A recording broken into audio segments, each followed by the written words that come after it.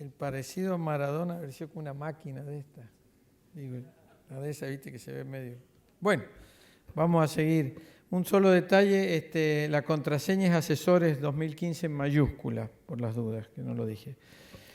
Muy bien, vamos a invitar ahora a Eduardo Merkovich. Eduardo Merkovich, para que nos presente el análisis de la encuesta Asesores nuestra. Eduardo fue el que nos estuvo mandando las encuestas y gestionando y construyendo a partir del piloto asesor. ¿Se acuerda que todos han contestado esa encuesta? Así que hoy vamos a ver qué pasó con eso. Eduardo se dedica, mirá lo que se dedica Eduardo, a crear mejores experiencias para todos.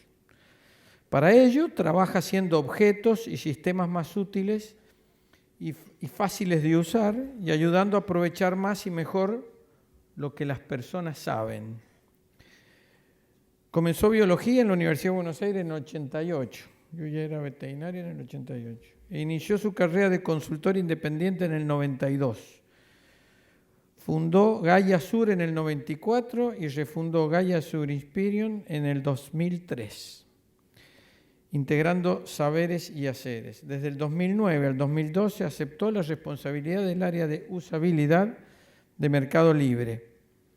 Ahora suma User Experience y lo está llevando a cabo en Mama Grande.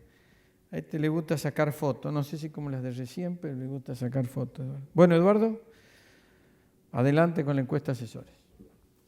Gracias. Buenas tardes.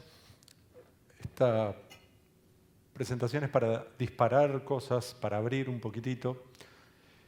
Es algo que ustedes conocen, no van a ver mucho nuevo probablemente, pero tratamos de, con el proyecto de asesores, tratamos de entenderlos más. Esa es la idea, simple. Entender para después a partir de ahí poder mejorar las cosas, claramente. ¿Ya recién subo y ya hago el lío? ¿Qué pasó? ¿Qué es esto de entender? Entender, capturar lo que sucede, lo que se ha dicho. Encontrar naturales los actos o sentimientos del otro. Mi rol acá es interesante porque yo no los conozco. ¿Cómo se conoce a quien uno no conoce? ¿Cómo se pregunta lo que uno no sabe que tiene que preguntar? Es interesante porque si uno pregunta algo directamente y uno se lo van a responder, el problema es no hacer las preguntas correctas. Hay maneras de hacerlo. Por supuesto, empezar el diálogo es una de las mejores y empezarlo muy abierto. Lo que hicimos es un proceso que se llama Delphi, que fue adaptado de un método, no sé si alguien alguna vez oyó el método Delphi, ¿no? Se usaba para tratar de predecir tendencias, ¿sí? Y básicamente es esto, pero nosotros no lo usamos para predecir algo que supuestamente va a suceder, sino para entender mejor lo que está sucediendo.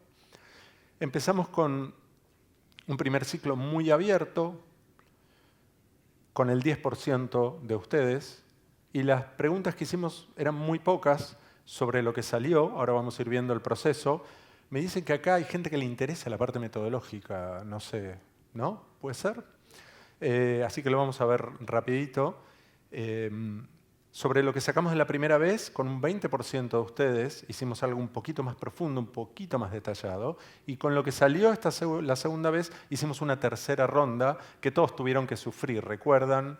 El formulario ese largo, sí, ya veo caras. Después me voy corriendo rápido cuando terminamos. Ábranme la puerta, por favor. Vamos entonces a empezar a ver un poquito en detalle. Los primeros fue solo 2 preguntas.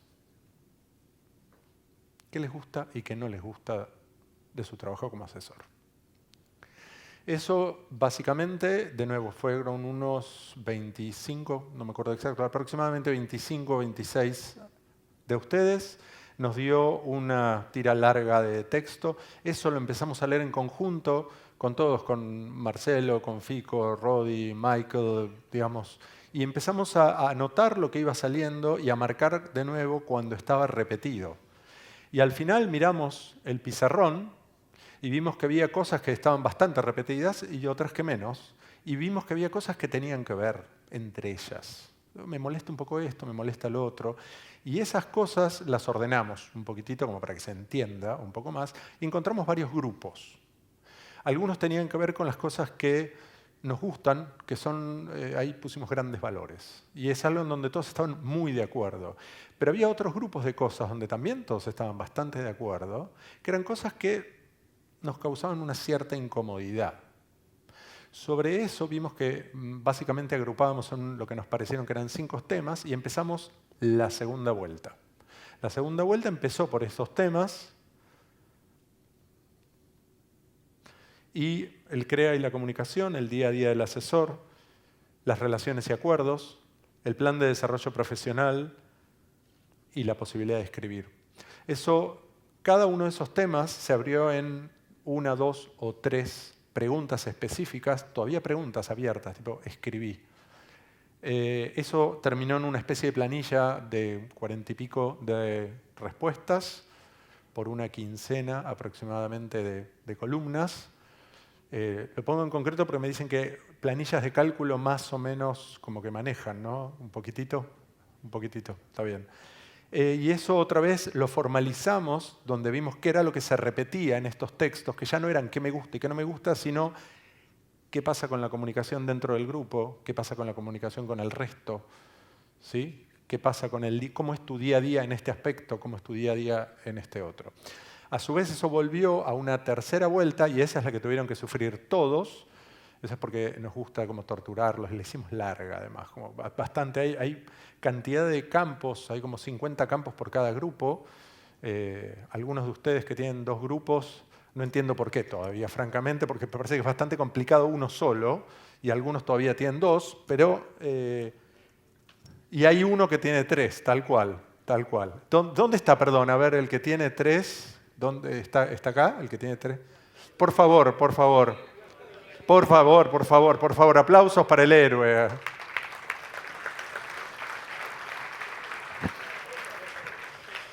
Después se merece alguna especie de reconocimiento, algo por el estilo, no sé, un tratamiento, sino por las dudas gratis, qué sé yo, de parte. Una cosa como muy larga, que tiene bastante más información de la que llegamos a preparar para hoy, pero por lo menos queríamos compartir lo que hasta ahora vimos. Entonces, ¿cuáles son los resultados de eso? Aparentemente somos hombres de familia en general.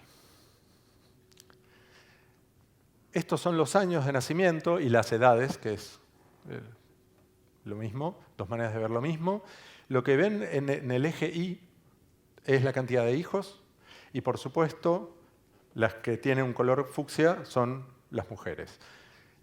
Voy a pasar como muy rápido por la cuestión numérica, no es lo que más nos interesa hoy, pero básicamente hay un montón de cosas destacables acá. Así que aprovechando que tuvimos acá nuestro héroe que se paró primero voluntariamente, vamos a aprovechar para hacer rapidito un poco con los demás. ¿Tenemos algunos asesores acá de menos de 30 o menos años, por favor? Arriba. Párense. No les van a hacer nada malo, por favor. Miren cuánta gente joven. Maravilloso. Por favor, un aplauso para todos. Tenemos asesores con muchos años de asesor y de experiencia. ¿Tenemos hoy acá algunos de, no sé, más de 55 años? ¿Hay? Por favor. Arriba. Por favor. Un aplauso. Muy bien. Impresionante. Y un grupo especial más, porque es un grupo particularmente querido por los asesores especialmente y todos nosotros como esposos y maridos, que son nuestras mujeres, por favor. Son pocas, así que particularmente preciadas. Tenemos algunas, no son muchas, pero hay.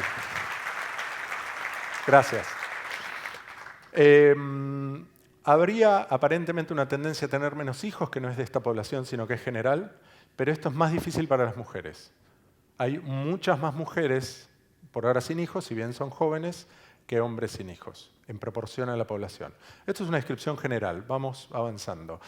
Algo que, como alguien que no los conoce, a mí me pegó muy fuerte, fueron las partes de las preguntas de la historia, de cómo es que fueron asesores, de la parte de ser coasesor. Esa fue la primera parte que vi. Lo que decían fue muy fuerte. Tenemos un 30% de gente que fue coasesor o coasesora antes de ser asesor.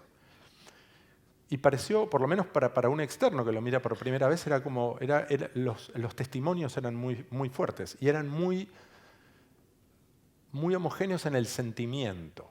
No en la manera de decirlo, ni en el largo y todo, pero sí en el sentimiento de la importancia que había tenido para su carrera ser coasesor. De todos los que están acá, solo, exceptuando acá a nuestro héroe, los demás hay solo un 11% que tienen dos grupos. Pero la relación que hay dentro de quienes tienen dos grupos, a mí me llamó la atención por lo menos. Digo a mí porque los errores son de mi parte, digamos, los demás corrigieron un montón, los del equipo corrigieron muchos errores que no llegaron acá por suerte, pero el 30% son coasesores, pero de quienes tienen dos grupos, no es el 30%, es la mitad. Y en principio como que llama un poquito la atención. Entonces había otra pregunta que tenía que ver con la figura de un tutor o un mentor. Resultó que, porque la pregunta era, ¿es la única instancia de entonces ser coasesor es una diferencia o hay algo más general? Efectivamente, más de la mitad, el 56%, reconocen haber tenido un tutor o mentor. Son todos los que fueron coasesores, reconocen primero como tutor o mentor, excepto algún caso muy especial, a quien era su asesor en ese momento. Pero además hay gente que, sin haber sido coasesor o coasesora, reconoce haber tenido una figura importante que lo guió o la guió. Y es, quizás, a veces era su padre, a veces era el asesor de un grupo donde su padre era miembro o algo por el estilo.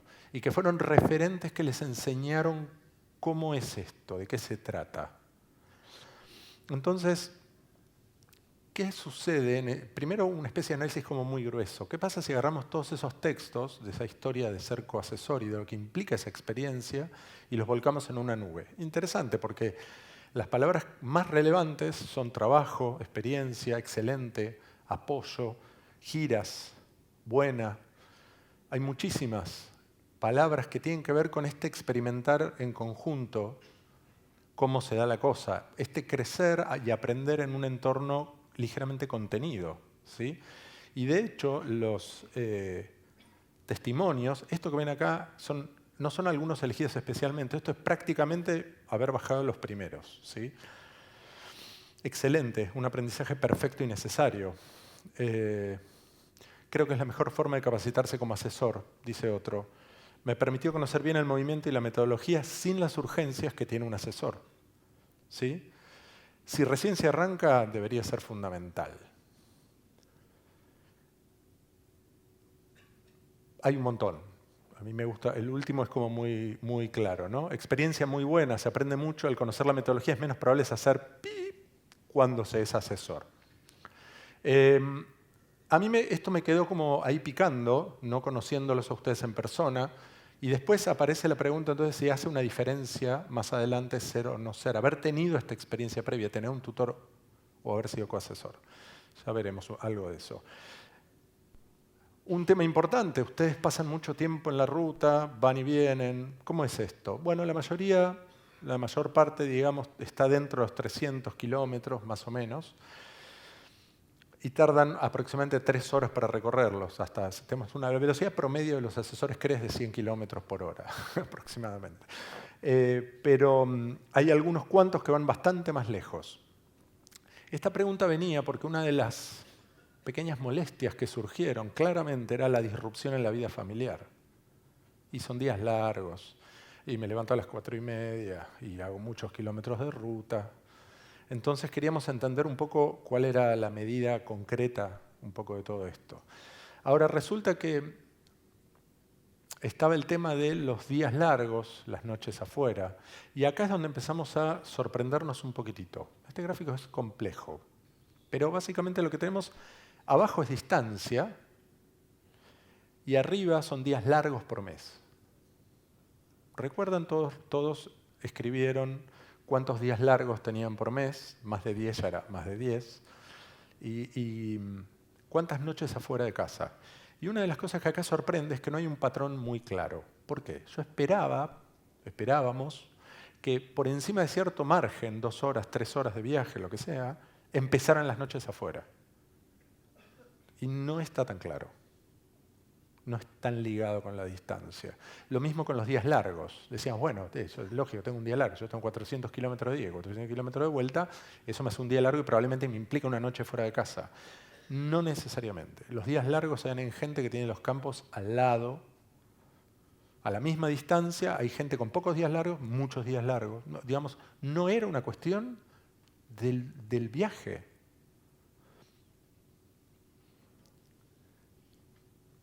¿Qué es lo que nos gusta y qué es lo que no nos gusta? Entre muchas cosas, hay más, hoy elegimos algunas para trabajar después ustedes y para hablar ahora. Algunas cosas interesantes es que lo que más destacan, y esto era unánime, es el prestigio que les brinda ser asesor CREA. Era muy claro y salía de múltiples maneras en todos lados. La red de relaciones, clarísimo también. Estos tres, el prestigio, la red de relaciones y la capacitación, eran los tres temas tope valorados por todos, de manera cuasi unánime. Ahora, interesante, después cuando empezamos a preguntar acerca de comunicación, dentro de la mesa de asesores es tan alta como esto es una escala de Likert. El 4 está marcado porque es el punto medio, es donde ni fu ni fa. Pero cuando nos vamos de el grupo y la mesa, con ACREA y el resto del movimiento, claramente hay una caída en esa valoración. Es interesante cuando uno lee los testimonios, no hay una caída porque hubiera un problema. Más bien, aparentemente, parece que la caída es porque no tenemos mucha relación o no tenemos mucha comunicación. Y es extraño porque los testimonios en general dicen, la verdad que no charlamos, pero cuando tuve que hacer algo hablamos y estuvo buenísimo. Entonces uno ahí empieza a sentir como que hay distancias entre el grupo, la región y ACREA, o todo el resto del movimiento. Bueno, esto es parte de lo que teníamos. La formación es uno de los grandes valores. Tenemos mucha gente que ha hecho todos los cursos formales, oficiales, y hay gente que va faltando más. Esto no es de lo más relevante, pero vamos a esto. Aquí es donde empezamos a encontrar algunos temitas para charlar. Hay toda una parte de cada grupo que preguntamos acerca de los acuerdos. Y esas preguntas tenían que ver con las incomodidades que ustedes estaban levantando. Esto de los días largos, los trabajos extras para la región. Y entonces, acá hay una cosa como muy concreta, donde simplemente dijimos, bueno, si le molesta más de 4 de cada 10 es un problema, si le molesta más de 6 de cada 10 estamos realmente ante un tema que tenemos que trabajar. Y están marcados. 4 de cada 10 no tienen acordado el tiempo físico de recorrida. Por acordado, hago la aclaración, no decimos que lo cobren el tiempo extra o fuera del límite. Hablamos de hablado, acordado, puesto sobre la mesa. Es muy importante, hago un breve parate acá. Cuando uno es asesor, uno da un servicio y hay un acuerdo de intercambio. Yo te voy a dar esto, vos me vas a dar lo otro y lo vamos a hacer dentro de estas condiciones. ¿Correcto? Ahora está claro que algunas de esas condiciones les están causando una molestia. Desde la irrupción en la vida familiar hasta el esfuerzo personal que exige, cierta falta de reconocimiento de algún trabajo que hasta se percibe como un extra. Por eso todas estas preguntas. Bueno, en un trabajo que físicamente implica salir a la ruta, estar todo el día en el otro lugar y después ver si vuelvo, estoy, me quedo, por el otro día salgo o no, el tiempo físico de recorrida no existe casi, muy poco. El horario límite, 8 de cada 10 no tienen puesto un horario. Quizás en la realidad lo manejan tan bien que no hace falta ponerlo, porque estamos en una sociedad, el grupo, la comunidad que trabaja en el campo tiene mucha tradición oral. Pero esto quiere decir que no está ni hablado mucho. A mí por lo menos me empieza a hacer cierta coherencia con lo que dicen también que les molesta en el otro lugar. Porque si yo no lo tengo aclarado, El otro puede querer genuinamente que yo me iba a quedar hasta las 8:30 y yo en realidad tengo 3 horas, a las 7 tendría que estar rajando antes que baje el sol. No lo sé.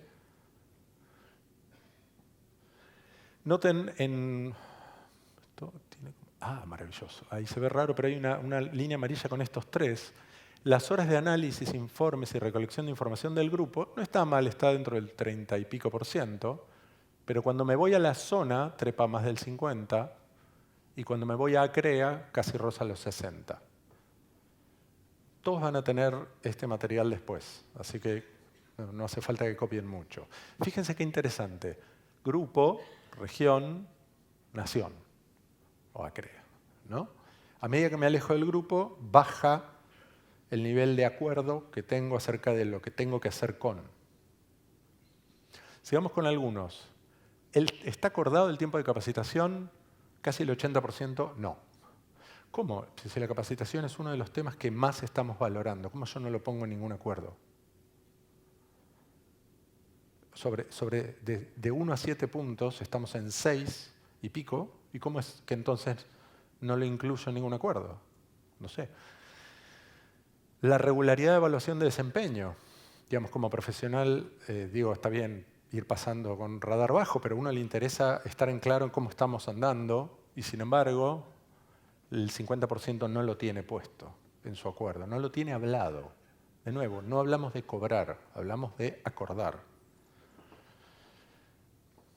¿Con qué índice se ajustan los honorarios? 4 de cada 10 no lo tienen hablado. Dale, sí, si querés algo.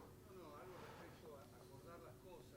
Me parece que hay muchos grupos, si bien no está escrito o acordado de forma escrita, está implícito en la relación del respeto, del de saber que vive lejos y que tengo que ir a mi casa y que se va a tener hasta cualquier hora. Sí. Y cuando necesitamos irnos antes, lo podemos hablar francamente, si me tengo que ir a las 6. Absolutamente. Todos oyeron lo que él dijo, que existe una tradición que está establecida, que hay un respeto, que hay una comprensión y que si uno necesita algo lo dice y se entiende. Eso es verdad. Pero no es lo mismo tener que pedir una especie de permiso porque me tengo que ir que saber que está acordado que esta es la hora límite. Hay un montón, sobre todo cuando uno da servicios, hay un montón de límites. De hecho, las preguntas estas surgen porque muchos primero dijeron que estos temas los ponían incómodos. Entonces, no digo que es todos, pero está claramente presente. Veamos otros más rápidos. ¿Con qué índice ajustan los honorarios? 40% no. El tema del seguro es especial, porque nosotros preguntamos si estaba en el acuerdo, y de hecho no lo tiene nadie, pero puede ser porque los tengan ustedes. Contratados de manera individual. ¿Puedo pedir, por favor, que quienes hayan contratado un seguro levanten la mano para ver si nos damos una idea? Un seguro de viaje. Sí, si te pasa algo en la ruta, a eso me refiero. Levanten la mano, por favor. Son bastantes, pero no son todos, claramente. Y se pasan muchísimos kilómetros de ruta haciendo por mes.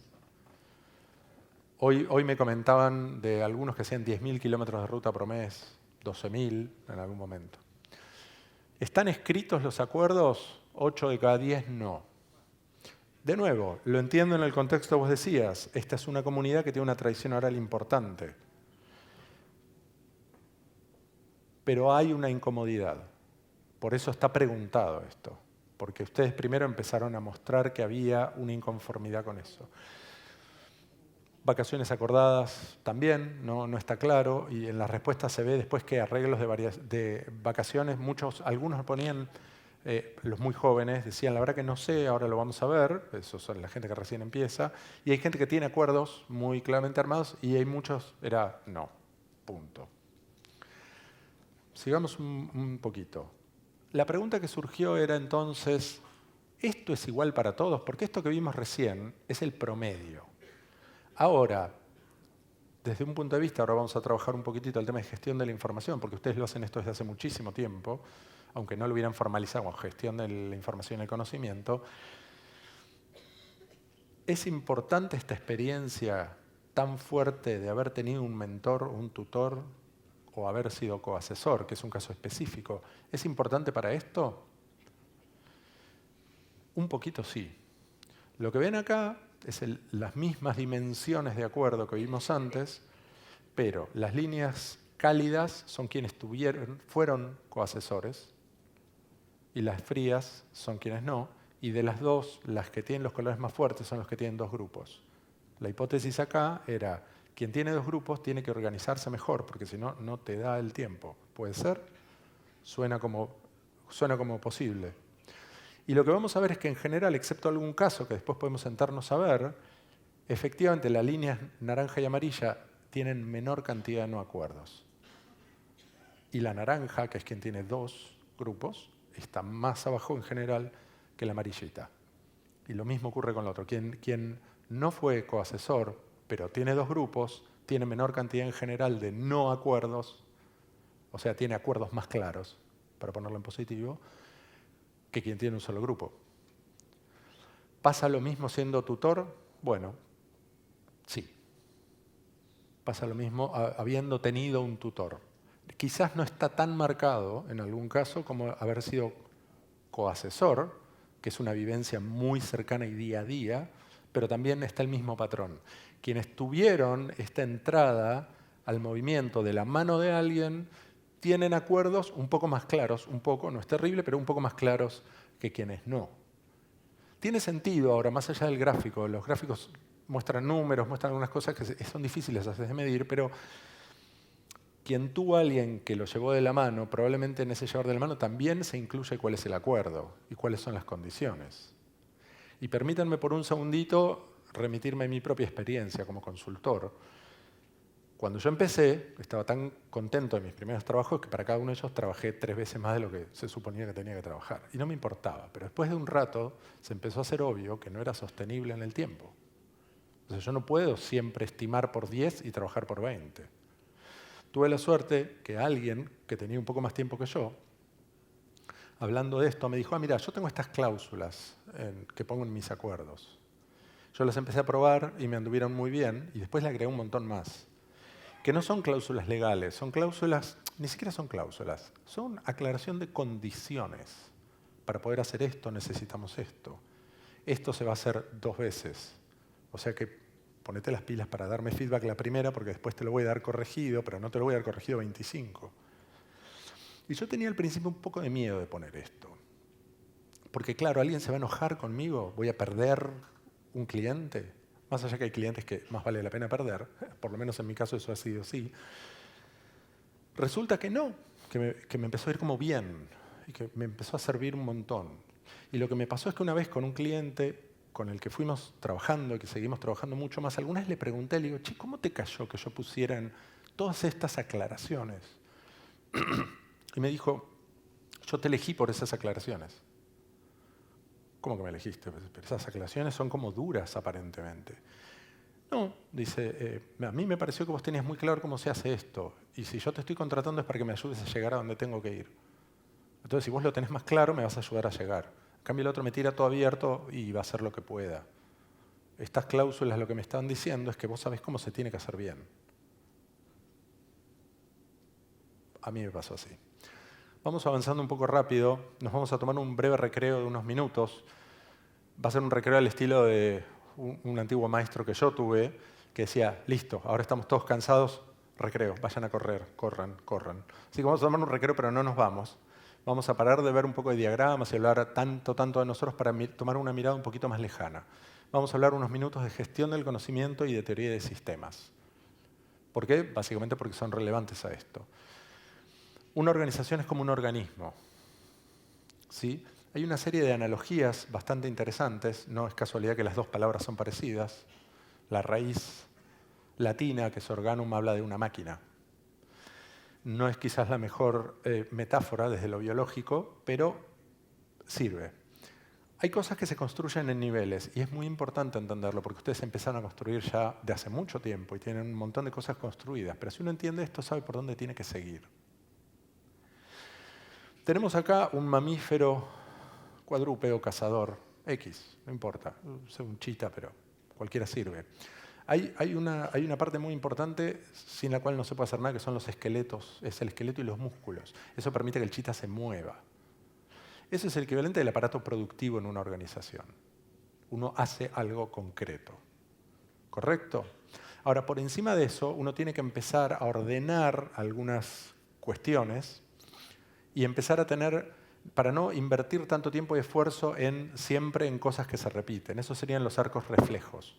Cuando uno toca algo caliente, levanta la mano, el estímulo de calor percibido por la mano no llega al cerebro. Viaja hasta la médula, en la espina, y desde ahí directamente se dispara la respuesta. Salir, peligro, dolor. El dolor es una alarma. Eso quiere decir que hay cosas que no requieren que el sistema nervioso central se ande ocupando. Y tiene sentido. Tienen que ser respuestas rápidas y por otro lado no tiene sentido. A ver, cuando alguien me da una factura yo hago esto, punto. Cuando alguien me pide esto se pasa por este lugar. Y se hace de esta manera siguiendo este circuito. Eso es lo que en una organización se habla de procesos. Acá las cosas se hacen de esta manera. Estas cosas que conocemos se hacen regularmente de esta manera. Cuando todo eso está bien, podemos seguir construyendo por encima. ¿Sí? Y tenemos entonces, en el caso del chita, ya no solo tiene arcos reflejos, sino que empieza a captar más información de lo que hay afuera. ¿Sí? Y empieza a recordar algunas cosas, sentidos, memoria, la interacción con el exterior. Eso es la gestión de la información. Todavía no del conocimiento. ¿Por qué? Porque hay un gradiente de datos a información a conocimiento. Ese gradiente se lo damos hasta donde sabemos solo los humanos. Los datos son números. La información son números que tienen algún sentido. Si yo te digo solo 5 grados, 8 grados, 12 grados, 7 grados, no significa nada. Son datos, pero no tiene ningún contexto. Si yo le agrego contexto y digo, esto es la temperatura en mi ciudad en la última semana, esto ahora tiene sentido. No solo eso, si yo sigo datos, información, conocimiento, el conocimiento me permite cambiar la realidad, me permite proyectarme al futuro, me permite crear ese futuro. Entonces yo puedo decir, a ver, 7 grados, 9 grados, 8, 10, 7, y mañana va a ser frío, mejor me abrigo antes de salir. La probabilidad de que haga frío es alta. Eso es conocimiento. Entonces, para poder tener gestión del conocimiento, tenemos que tener cierta gestión de la información. Esa parte ustedes la saben muy bien. Toman un montón de información mensual, la juntan, la analizan. Con todo eso, se puede tener pensamiento abstracto, planificación, definición de estrategia. Necesitamos ir construyendo esto en capas. No se pueden saltar. Si no tengo procesos controlados, difícil que me puedan dar ocupando de un proceso sistemático para guardar información. Si no tengo esa información guardada, difícil que pueda gestionar el conocimiento. ¿Sí? En el caso de un animal puede ser simplemente darme cuenta que nos estamos por quedar sin comida en este lugar y migrar a un lugar de mejor casa antes que los demás. Cuando el momento llega yo voy a estar en el lugar correcto. Por eso estamos acá todos hoy. Porque ustedes se dan el lujo con una organización muy madura, como yo he visto pocas, de empezar a pensar en el 2025. Y está muy bien que lo hagan. Con este modelo en mente vamos a empezar a ver muy rapidito un poco de un modelo de dos japoneses que se llaman Nonaka y Takeuchi. Quizás alguno lo vio en algún momento. A mí me gusta porque es un modelo como muy aplicado, muy concreto de gestión del conocimiento. Lo que esta gente dice es hay conocimiento implícito y explícito. El implícito es el que tenemos dentro del cuerpo. Es algo que justamente en vuestro campo es muy importante. Ustedes pueden ir caminando, ir tocando las plantas y en algún momento las tocan y dicen acá falta agua. Y es difícil a veces explicarlo, pero ustedes tienen ese conocimiento. Ustedes sienten la tierra, ven los cultivos. Eso es conocimiento implícito. Y está el explícito, el que uno puede sacar. ¿Sí? Lo que ellos dicen es que hay una especie de danza entre estos dos tipos y que eso recrea el conocimiento. Fíjense, si voy de implícito a implícito, esto lo llaman socialización. Esto es lo que hacen los coasesores o los que tuvieron un tutor. Un aprendiz. Socializo, estás al lado mío, vamos a caminar juntos, vos me vas a oír hablar, vas a oír cómo manejo una situación. Y yo después por ahí te digo, mira, ves, le dije esto a fulano porque la comunicación en el grupo se iba a ver resentida. Y en cambio, si lo aclaramos ya de acá, después lo podemos... ¿Se entiende? Socializamos. Por eso estamos todos juntos acá y no estamos solo por Skype. Ahora, en algún momento el conocimiento implícito puede interactuar con el explícito, hacerse explícito, y eso lo llaman exteriorización. Tiene que ver con sacar de adentro mío eso que tengo. No tiene nada de malo la socialización, es el primer paso. Yo puedo tener un aprendiz por año al lado mío y a lo largo de los años voy a ir haciendo aprendices, pero eso tiene un límite. Cuando yo exteriorizo conocimiento, lo que hago es ponerlo afuera, está a disposición de los demás para ser discutido, analizado, usado. Lo bueno es que cuando ese conocimiento está externo e interactúa con otro explícito, otro tipo de conocimiento, pero que también es explícito, se da la combinación. Ahí es donde ustedes pueden leer un trabajo que hizo un asesor en un lugar, como contaban en la charla anterior, Jerry, leer lo que hizo otro en otro lugar y conectar a los dos y decir, entonces, si esto y esto así, y los pongo juntos, hago esto otro. Y el último paso en esta espiral es la interiorización. Es el paso opuesto a esta exteriorización. Es bueno, listo, ahora creamos conocimiento nuevo a partir de combinar este conocimiento que fue exteriorizado y ahora lo practico hasta que lo vuelvo a incorporar. Y se hace carne. Ahora esta espiral, que se da primero a nivel individual, y es algo que ustedes vienen manejando muy bien, se puede hacer más, pero lo vienen haciendo, se da a lo largo de varios niveles. El individual, y después el grupal, y después organizacional, y después interorganizacional. Esta es la manera en que entienden Nonaka y Takeuchi un poco la generación de conocimiento. Entonces veamos dónde estamos. Básicamente acá manejamos muy bien la parte de socialización, estamos trabajando fuerte en la exteriorización y hay unos inicios de combinación. Lo que ya tenemos como conocimiento sí lo estamos trabajando muy fuertemente acá, un poco menos acá, un poco menos acá.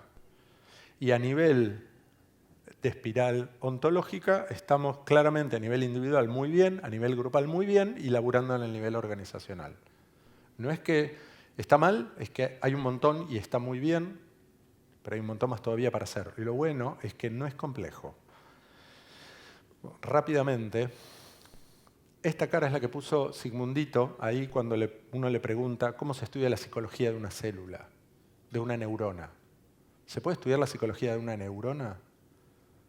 ¿Se puede o no se puede? No, no hay psicología de una neurona. Necesitamos un cerebro andando para que haya psicología. ¿Sí? Por eso el ceño fruncido.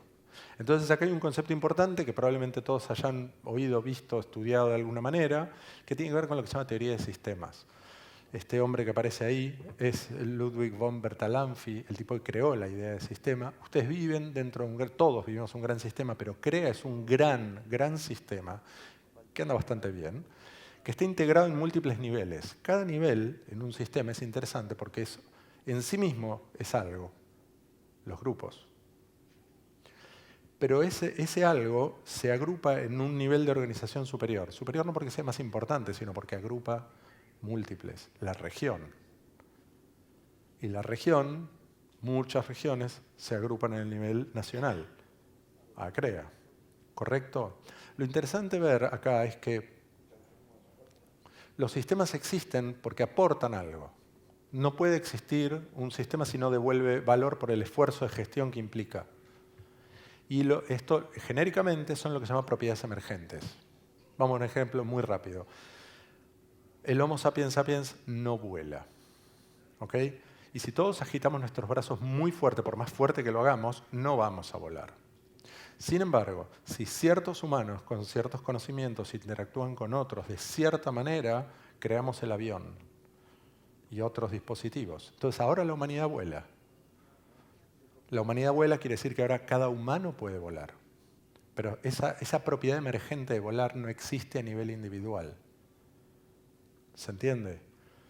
Entonces les dejo unas preguntas, porque hoy esto es abrir, a mí me toca abrir para que ustedes empiecen a generar y a probar y a hacer cosas. ¿Sí? Estamos en el día de arranque de esto. ¿Cuáles son las propiedades emergentes del grupo? Estoy seguro que las tienen muy claras. O sea, ¿qué hace el grupo que no son simplemente 12 o 13 tipos juntos? hay algo que hace que un grupo sea un grupo y funcione bien. Lo tienen muy claro, seguro. ¿Cuáles son las propiedades emergentes de la región? No es el mero compartimos el lugar, la parte biogeofísica, no es solo eso. Hay algo más. Vale la pena preguntarse cuál es. ¿Cuáles son las propiedades emergentes de todo el movimiento? Por supuesto, estudios como este que estamos hablando no existirían si no hubiera un movimiento, pero más allá de eso. Son buenas preguntas porque empiezan a decir ¿por qué existe? ¿Qué es lo que aporto y qué es lo que me devuelve?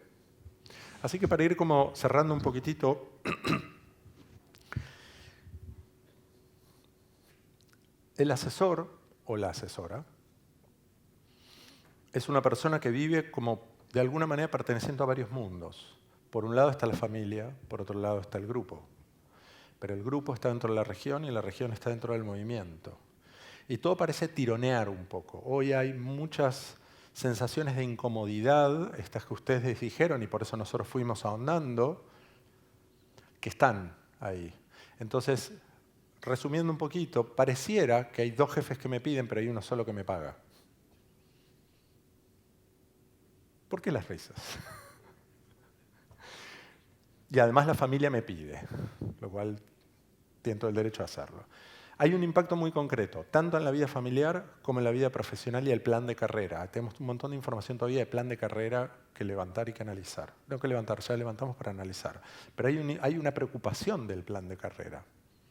¿Qué voy a hacer después? ¿Hasta dónde tiene sentido? ¿Hasta dónde llegó esto? ¿Cómo puedo crecer? ¿Cómo se mantiene sin que dependa de mis horas arriba de la camioneta en el campo todo el tiempo?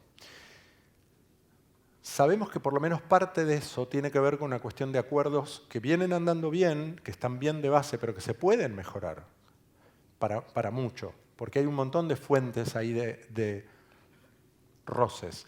Lo bueno es que está bastante en nosotros cambiarlo. No le tenemos que andar pidiendo permiso a nadie. Entonces, por ejemplo, la disrupción familiar me provoca ruido, puedo poner límites. ¿O acaso al miembro no le gustaría decir, sí, hoy tengo reunión, tenemos días de gira, pero vos, como siempre, Ricky a las 7 se va, así que 7:30 calcula que estoy en casa? Por supuesto que le gustaría. Alguno puede aprovechar, pero en general también. El tiempo en ruta nos genera cierta incomodidad, podemos trabajarlo también. Podemos poner límites a los horarios, podemos ver el tema de seguros. ¿Valoramos la formación? Entonces pongámosla en los acuerdos, por lo menos el tiempo que requiere. Es uno de los valores que ustedes mismos dijeron que esto les otorga, que hace que su tiempo valga mucho más afuera. Entonces pongámosla en el acuerdo.